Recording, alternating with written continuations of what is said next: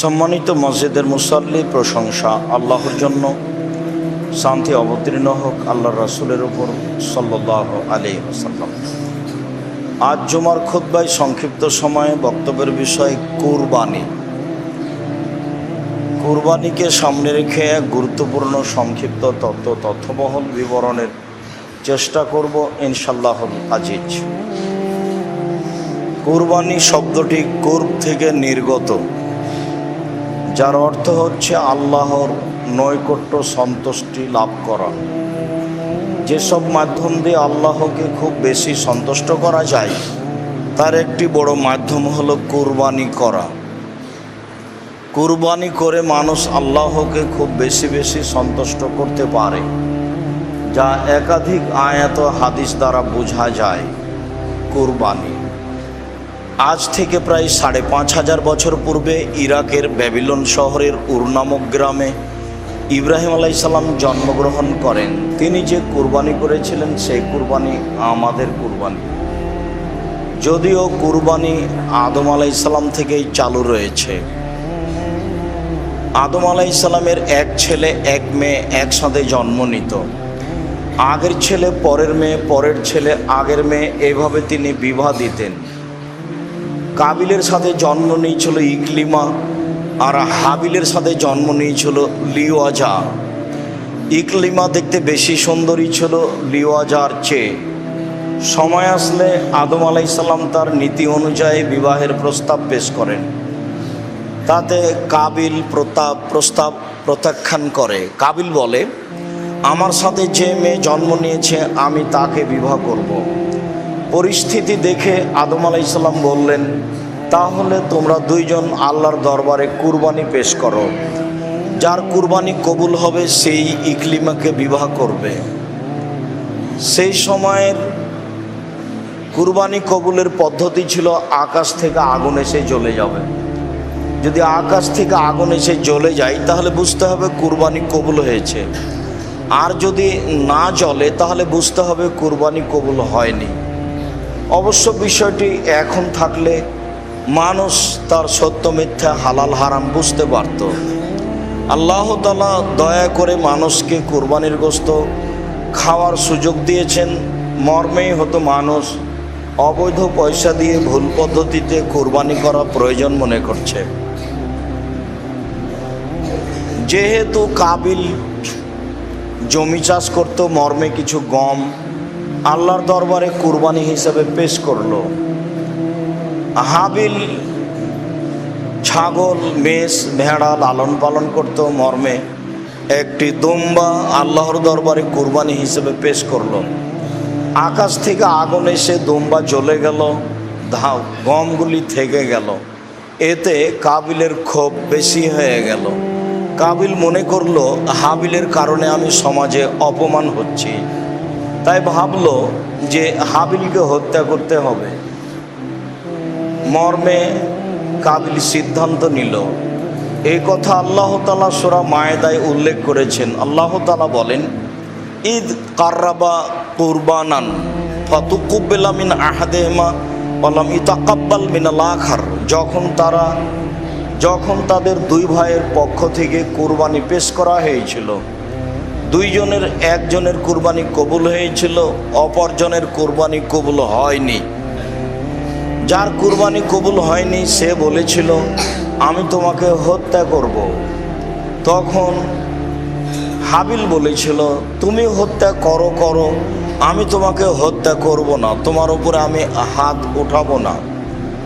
যেহেতু সমাজে বদনাম ছড়িয়ে গেল, কাবিল ভালো মানুষ নয়, তাই তার কুরবানি কবুল হয়নি। সে লজ্জা ঢাকতে গিয়ে এক পর্যায়ে সে হাবিলকে হত্যা করলো। আসলে বিবাহ করতে পারেনি, সেই কারণে হাবিলকে হত্যা করেছে, ইতিহাস ঠিক নয়। বরং কুরবানি কবুল হলো না তার, মর্মে লজ্জা ঢাকতে গিয়ে কাবিল হাবিলকে হত্যা করেছে, এ কথাই ঠিক।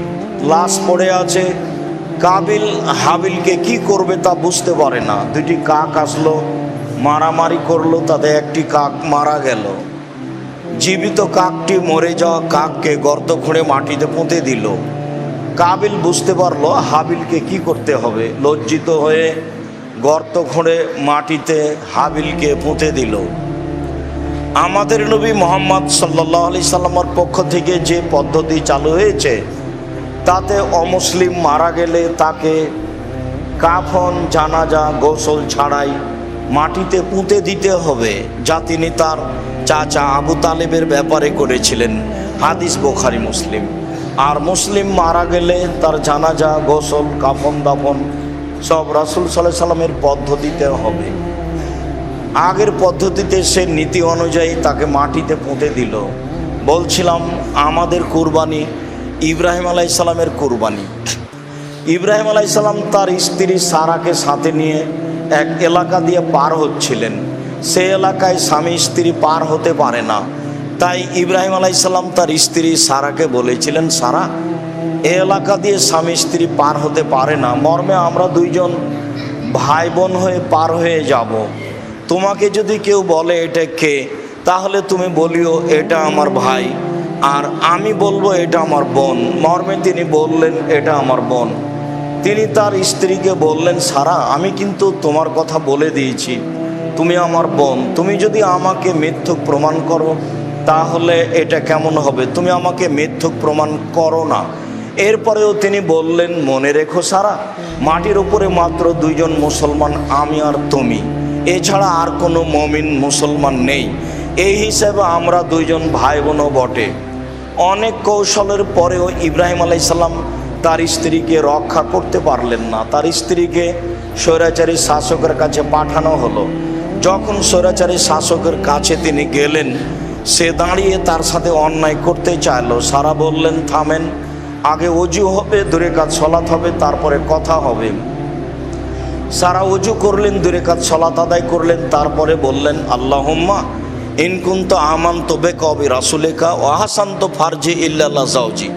আমি যদি তোমাকে বিশ্বাস করে থাকি আর তুমি তোমার নবী ইব্রাহিমকে নবী বলে বিশ্বাস করে থাকি, আমি যদি আমার জীবনে কোনোদিন অশ্লীল জেনার কাজে লিপ্ত না হয়ে থাকি, তাহলে এই নির্জন ঘরে যেন এই লোক আমার গায়ে হাত লাগাতে পারে না। তার কথা শেষই হয়নি, স্বৈরাচারী শাসক অজ্ঞান হয়ে পড়ে গেল। ঘটনা 3-3বার ঘটল। তখন স্বৈরাচারী শাসক বলল, এই তোমরা কে রয়েছ? তোমরা তো আমার কাছে শয়তান পাঠিয়েছ, ভালো মানুষ পাঠাওনি, তোমরা একে নিয়ে যাও। এরপরে একে একটা মহিলা উপঢকন হিসাবে দাও, যার নাম হাজেরা। অত্র বুখারী মুসলিমের বিবরণের এখানে একটি কথা বলতে চাই যে, মনে রাখবেন, জীবনে যার উপকার করবেন সে আপনার ক্ষতি করবে, এটাই স্বাভাবিক। তবে ক্ষতি সাধন মনে করেই উপকার করতে হবে। সারা স্বৈরাচারী শাসককে 3-3বার দোয়া করে রক্ষা করলেন। সে আসলে এখন ধ্বংস হয়ে যাবে, কিন্তু সারা বলছিলেন, আল্লাহ তুমি একে বাঁচিয়ে দাও, এ যদি এখানে মারা যায় তাহলে আমি আর আমার স্বামী আমরা দুজন আটকা পড়ব। এ বলবে বা এর লোকেরা বলবে যে আমি তার স্বামীকে, আমি সেই লোককে হত্যা করেছি। তখন আমরা হত্যার দোষে আমি আর আমার স্বামী ইব্রাহিম আটকা পড়ব। তুমি একে এই বিপদ থেকে রক্ষা করো। 3-3বার আল্লাহর দরবারে দোয়া করে সারা তাকে বিপদ থেকে রক্ষা করলেন। শেষ পর্যন্ত স্বৈরাচারী শাসক বলল, সারা হলো শয়তান। এই তোমরা কে রয়েছ? এ তো শয়তান, তোমরা তো আমার কাছে শয়তানকে পাঠিয়েছ, মানুষকে তো পাঠাওনি। তোমরা একে নিয়ে যাও, একে একটা হাতি উপঢকন দাও, যার নাম হাজেরা। সারা হাজেরাকে সাথে নিয়ে ইব্রাহিম আলাইহিস সালামের কাছে গেলেন।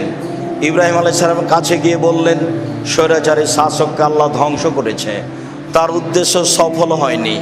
সে একটা কাজের মেয়ে সাথে দিয়েছে, যার নাম হাজেরা। ইব্রাহিম আলাইহিস সালাম তার স্ত্রী সারা ও কাজের মেয়ে হাজেরাকে সাথে নিয়ে স্বদেশ চললেন। এক পর্যায়ে সারা হাজেরাকে বললেন, দেখো হাজেরা, আমাদের তো কোনো ছেলে মেয়ে নেই, আমরা তো বেশ বয়সের হয়ে গেছি, তুমি আমার স্বামীর সাথে বিবাহ বন্ধনে আবদ্ধ হও, যদি আমাদের কোনো ছেলে মেয়ে জন্ম নেয়। হাজেরা বললেন, দেখেন, যা আছি ভালো আছে, বিবাহ হয়ে গেলে হয়তো ভালোবাসায় ফাটল ফাটতে পারে, তো বিবাহ না হওয়াই ভালো। বারবার বলার কারণে এক পর্যায়ে ইব্রাহিম আলাইহিস সালাম হাজেরাকে বিবাহ করলেন। মর্মে ইসমাইল আলাইহিস সালাম জন্ম নিল। ইসমাইল আলাইহিস সালাম জন্ম নিলে যা হওয়ার তাই হলো। হাজেরা এবং সারার মধ্যে ভালোবাসাই দেখা দিল তফাৎ। পরিস্থিতি দেখে ইব্রাহিম আলাইসাল্লাম তার স্ত্রী হাজেরা এবং দুধের ছেলে ইসমাইলকে সাথে নিয়ে বনেবাস স্বরূপ চললেন কাবা ঘরের পাশে। সেখানে কাবা ঘর ছিল না। বিবরণে এসেছে ফাওয়াজা হুমাইন্দা দাওহাতা ফাওকা জামজামা আলাল মসজিদে। ইব্রাহিম আলাইসাল্লাম তার স্ত্রী এবং তার ছেলেকে কাবা ঘরের পাশে জমজম কূপের উপরে রেখে দিলেন। রেখে দিয়ে তিনি উল্টা বাড়ির পথে চললেন। পিছনে পিছনে স্ত্রী হাঁটতে লাগলেন। স্ত্রী বলতে লাগলেন, আপনি কোথায় যাচ্ছেন? আপনি কোথায় যাচ্ছেন? আপনি আমাকে কিছু বলছেন না কেন? আপনি এমন একটা উপত্যকায় ছেড়ে যাচ্ছেন যেখানে মানুষজন তো নেই, ঘাস পাতাও নেই। আপনি আমাকে কিছু বলবেন তো? আপনি কি এইভাবে নির্মমভাবে আল্লাহর আদেশে চলে যাচ্ছেন? আল্লাহ কি আপনাকে এভাবেই চলে যেতে বলেছেন? আপনি এমন একটা জায়গায় যেখানে যাচ্ছেন যেখানে মানুষ পানিজন খাওয়ার কোনো ব্যবস্থাই নাই।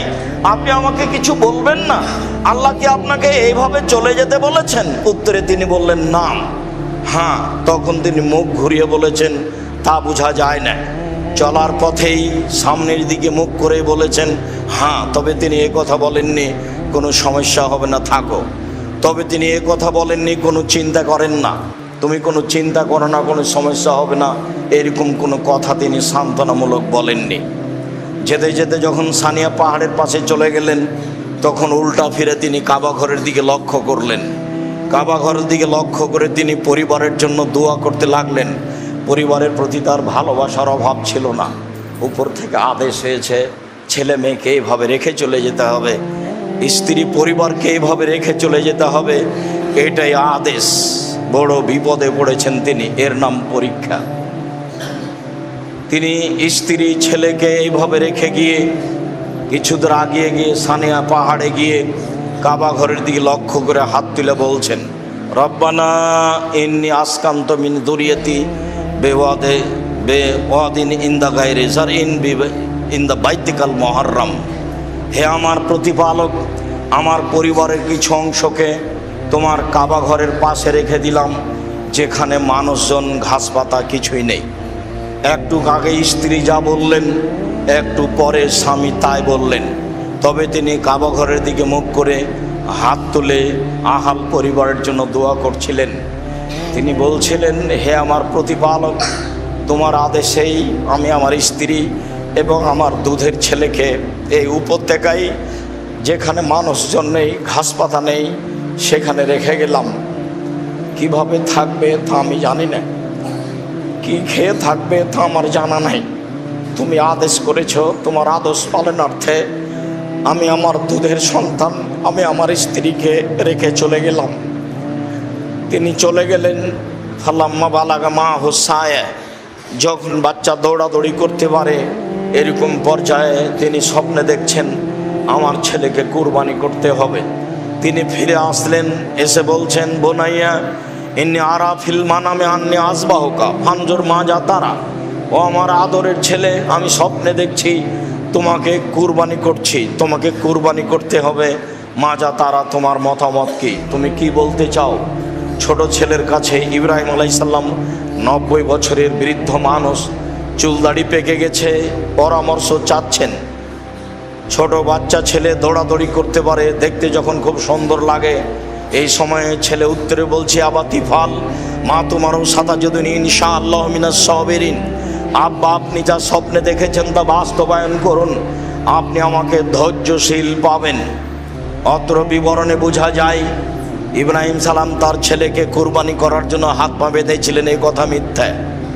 কুরবানি করার জন্য তিনি চোখে কাপড় দিয়েছিলেন, এ কথা মিথ্যা। তার ছুরিতে লোহা লাগিয়ে দিয়ে ধার বন্ধ করে দেওয়া হয়েছিল, এ কথা মিথ্যা। চোখের সামনে দেখে দেখে ছেলেকে কুরবানি করতে হবে, এটাই আদেশ।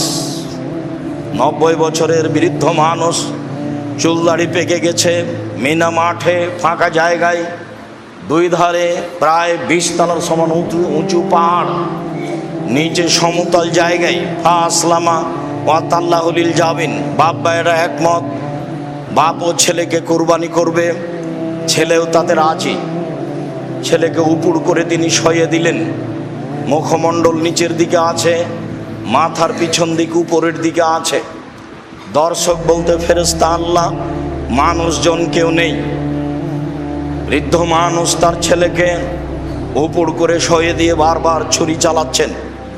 মহান আল্লাহ বলছেন, ইব্রাহিম কাদ সাদ্দাক্তা রুয়া, তুমি তোমার স্বপ্নকে বাস্তবায়ন করেছো। তোমার ছেলেকে কুরবানি করতে হবে এই ঠেকা আমার বাঁধেনি। আসলে তোমাকে আমি পরীক্ষা করছিলাম, তুমি পরীক্ষায় পাস করতে পারো কিনা। অফাদাই না হু বেজিবিন আজিম, আমি তোমার ছেলেকে, আমি ইব্রাহিমের ছেলেকে বড় কুরবানির মাধ্যমে ছাড়িয়ে নিলাম। বেজিবিন আজিম, এটা হচ্ছে বড় কুরবানি। কুরবানি একটা বড় কাজ, স্বাদের জিনিস কুরবানি করতে হবে, যার সাথে অনেক ভালোবাসা আছে, যা দেখতে অনেক ভালো। আল্লাহর পক্ষ থেকে বড় দয়া, ছেলের পরিবর্তে দুম্বা উপস্থিত করে আল্লাহ তাআলা বলছেন, আমি পশুর মাধ্যমে তার ছেলেকে ছাড়িয়ে নিলাম। সম্মানিত মসজিদের মুসল্লি, যারা অনলাইনে আমাদের সাথে আছেন, আমরা সবাইকে বলছিলাম যে সত্য সত্যই এই কুরবানি একটি বড় কুরবানি, যা আল্লাহকে সন্তুষ্ট করার বড় মাধ্যম, যা আমরা সংক্ষিপ্ত ইতিহাসে আপনাদের সামনে পেশ করছিলাম। আমাদের কুরবানি এই কুরবানি, যে কুরবানি ইব্রাহিম আলাইহিস সালাম করেছেন। এ ব্যাপারে আল্লাহ তাআলা বলেন, ওয়ালিকুল্লি উম্মাতিন জাআলনা মানসাকা, আমি প্রত্যেকটা সম্প্রদায়ের জন্য কুরবানির ব্যবস্থা করেছি। লিয়াযকুরুসমাল্লাহ, তারা যেন আল্লাহর নামে তাদের পশুকে কুরবানি করতে পারে। আল্লাহ তাআলা বলেন, লা ইয়ানাল্লাহু লুহুমুহা ওয়ালা দিমাউহা ওয়ালাকিন ইয়ানালুহু তাকওয়া মিনকুম, নিশ্চয় মানুষের কুরবানির গোশত, নিশ্চয় মানুষের কুরবানির রক্ত আল্লাহর নিকটে পৌঁছে না, নিশ্চয় মানুষের অন্তর আল্লাহর নিকটে পৌঁছে। যার অন্তর পরিষ্কার, যার পয়সা বৈধ, তারই কুরবানি কবুল হয় মাত্র, অন্য মানুষের কুরবানি কবুল হয় না। যার এ বিষয়ে অন্তর পরিষ্কার নয়, যে আল্লাহকে সন্তুষ্ট করার জন্য কুরবানি করতে পারে না, স্বার্থের উপরে কুরবানি করে, তার কুরবানি কবুল হয় না, এ কথাই ঠিক। অত্র আয়াতে যা আল্লাহ তাআলা বলেন, আল্লাহ তাআলা বলেন, ফাসাল্লি লিরাব্বিক ওয়ানহার, মুহাম্মদ সাল্লাল্লাহু আলাইহি সাল্লাম, আপনি আপনার প্রতিপালককে সন্তুষ্ট করার জন্য কুরবানি করুন আর সালাত আদায় করুন। আপনি আপনার প্রতিপালককে সন্তুষ্ট করার জন্য সালাত আদায় করুন, কুরবানি করুন। অবশ্যই কুরবানি আল্লাহকে সন্তুষ্ট করার জন্য একটি বড় মাধ্যম, যা কোরআন এবং হাদিস দ্বারা প্রমাণিত হয়। আবু হুরায়রা রাদিয়াল্লাহু তাআলা আনহু বলেন, রাসূল সাল্লাল্লাহু আলাইহি ওয়াসাল্লাম বলেছেন, মান কানা লাহু সাআতুন ওয়া লাম ইয়াহি ফালা ইয়াকরাবান্না মুসাল্লানা, যার অর্থ সম্পদ রয়েছে, সে যদি কুরবানি না করে তাহলে সে যেন আমার ঈদের মাঠে না আসে। বিবরণে মনে হচ্ছে কুরবানি জরুরি, আসলে কুরবানি জরুরি নয়, কুরবানি ফরজ নয়, কুরবানি একটি নেকির মাধ্যম। যার কারণেই আবু বকর সিদ্দিক এবং ওমর রাদিয়াল্লাহু তাআলা আনহু লা ইজাহিয়ানে আন আহলিহিমা মাখাফাতান আন ইয়ারা যালিকা ওয়াজিবান, মানুষ যেন এটাকে জরুরি ফরজ না মনে করে, এই কারণেই আবু বকর সিদ্দিক, ওমর রাদিয়াল্লাহু তাআলা আনহুম তারা মাঝে মধ্যেই তাদের পরিবারের পক্ষ থেকে কুরবানি করতেন না। অবশ্যই কুরবানি আল্লাহকে সন্তুষ্ট করার মাধ্যম, অবশ্যই কুরবানি একটি বড় ইবাদত, অবশ্যই স্বাদের জিনিস কুরবানি করতে হবে, এ কথাই ঠিক। কুরবানির ব্যাপারে একাধিক আলোচনা রয়েছে। আনাস রাদিয়াল্লাহু তাআলা আনহু বলেন, যাহা রাসূলুল্লাহ সাল্লাল্লাহু আলাইহি সাল্লাম কাবশাইনে আমলাহাইনে আকরানাইনে যাবাহুমা বিয়াদিহি ওয়া সাম্মা ওয়া কাব্বারা, রাসূল সাল্লাল্লাহু আলাইহি সাল্লাম দুইটি সাদা কালো শিংওয়ালা ভেড়া কুরবানি করলেন, তিনি তার নিজ হাতে করলেন। তিনি আল্লাহু আকবার, বিসমিল্লাহ আল্লাহু আকবার বললেন। বর্ণনাকারী বলেন, রাআইতুহু ওয়াজিআন কাদামু আলা সিফাহিমা, আল্লাহর নবীকে আমি দেখলাম তিনি তার কোরবানির পশুর চোয়ালের উপরে, পাঁজরের উপরে পা রেখে বিসমিল্লাহ আল্লাহু আকবার বলে কুরবানি করলেন। একাধিক সহিহ হাদিসে রয়েছে কুরবানির কথা, একাধিক আয়াতে রয়েছে কুরবানির কথা।